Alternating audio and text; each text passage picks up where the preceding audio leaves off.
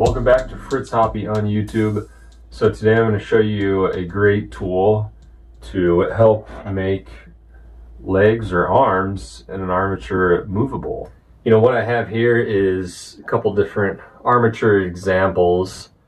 You know, I love to take wooden dowels or, you know, even pieces of wood. And I typically use a bandsaw to cut these. This isn't the best example because some of these joints have some space between them. That's because this is a horse armature, and because of their bone structure and cartilage and that sort of thing, some of their bones actually do have quite a bit of space. But if you look here, you can see that I can move this really easily, and that's what I want. I want to have a lot of flexibility when positioning my sculpture. That's actually one of my secrets, I would say, is a key to making a great sculpture, is being able to move it into the exact position I want. I am very finicky when sculpting, so, you know, I want a lot of control and a lot of different options. So, you know, what I do is I cut up a wood dowel, like so, into pieces. The problem is when I cut these up and connect them using wire or whatever, you know, you have on hand, they're not going to move very easily if you leave the ends flat. So I'm going to show you a great tool. There's actually a Christmas gift for me this year that made this really easy, and it gave me the ability to create a really clean curved edge on the end of these wood pieces, and I was really impressed at how it worked. But before I begin, I want to let you know that next week a different sort of video is coming out. It's not about sculpting, but it's about something that actually happened back in Nebraska on the family land. It's land owned by my father and a few of his cousins. Well, one cousin owns one farm and another cousin owns another. And actually 101 years ago, my ancestors bought this piece of land next to the Platte River, and it's been in the family since, you know, since 1918. And it's a really important part of all of us, and I really do cherish the place. You know, I've known it since I was a little kid.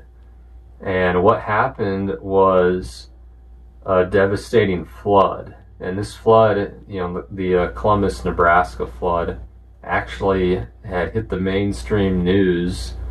I want to say it was a few weeks ago now. And it was so devastating that there were, unfortunately, you know, some people that lost their lives. But all across Nebraska, millions of cattle died. And one of the worst spots was actually on the Hoppy land, next to the Platte River.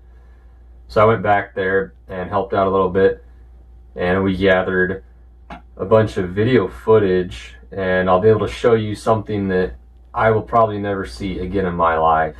But to see it, it was so horrific, and the power was so incredible. What had happened, it's really hard to explain. You have to just watch. So I'm just going to put all the footage together and, you know, just let people watch it, because it's really crazy to see what happened. You know, I went down there. It was really hard to get there because the roads were just completely gone. Where the road was, there are now ponds and streams and trenches in the ground. Some of them are 8 to 10 foot deep.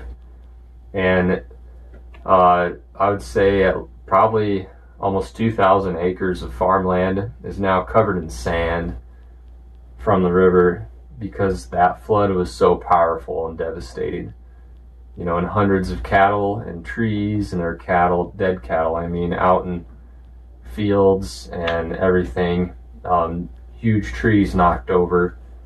You know, it was really surreal to see it. But I'll be sharing that with all of my followers next week, because that Hoppy land is a really important part of me. You know, I've been enjoying it since I was a little kid, and I really do cherish that place. So I'm going to share that with all of you next week. But In the meantime, be sure to subscribe if you haven't, because I will have more tutorials like this coming out this year. And let's get right to this video on how to make your armatures movable. This is a really great tip. I highly recommend that you watch. So what I have here that makes life easy is a corded disc sander. And if I call this belt sander, I meant disc sander. And what corded means is I just plug it into an outlet. And this solves my problem of armature joints because I just put this at a 45-degree angle, and then this guy at roughly 45. And then once that's done, what I'm going to do is turn it on.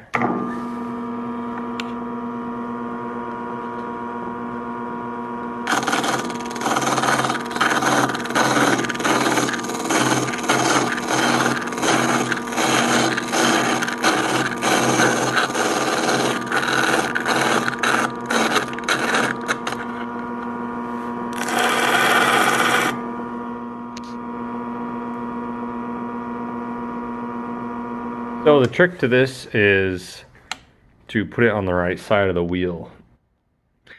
The wheel spins this way, so I want to put it on the right side because you got to think this is pushing down. And if I put this right here, the piece of wood, this is pushing down. This plate underneath is going to hold it right in place, and all I do is spin the dowel around, and that's it. I can use this one too here, you know, if I really want to be safe with it.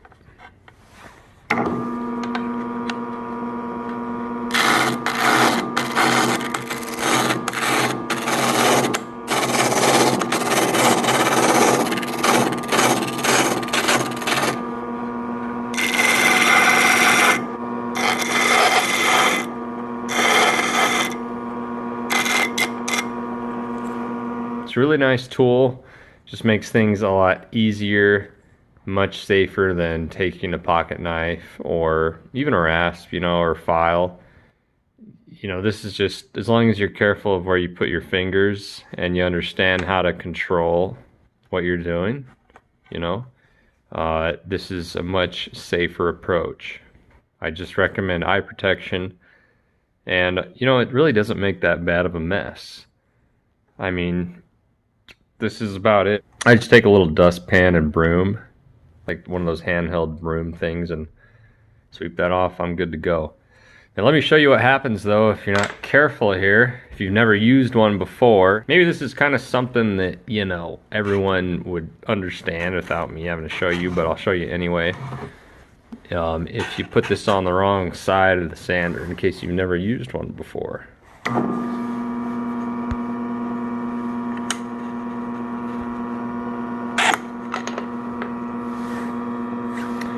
That's why you want to put it on the correct side. Remember, the force of the sander is going down. The plate holds this in place, so you know it can't push it down anymore.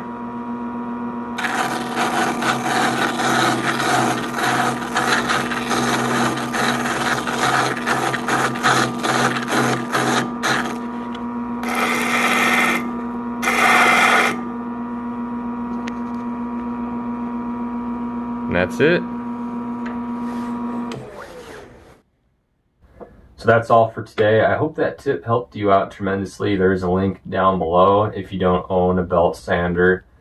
Luckily for me, that one was a gift, but they're not too expensive and they really don't take up hardly any space. Really easy to use tool, you know, so I'd highly recommend one if you don't have one. It's just definitely worth it, you know, to get that clean edge. You know, and I just sit there and I just spin this around and file that down. You know, it's like a hot knife through butter. Works great. So that's all for now. Button by clicking the thumbs up below if you enjoyed this video. Subscribe if you haven't.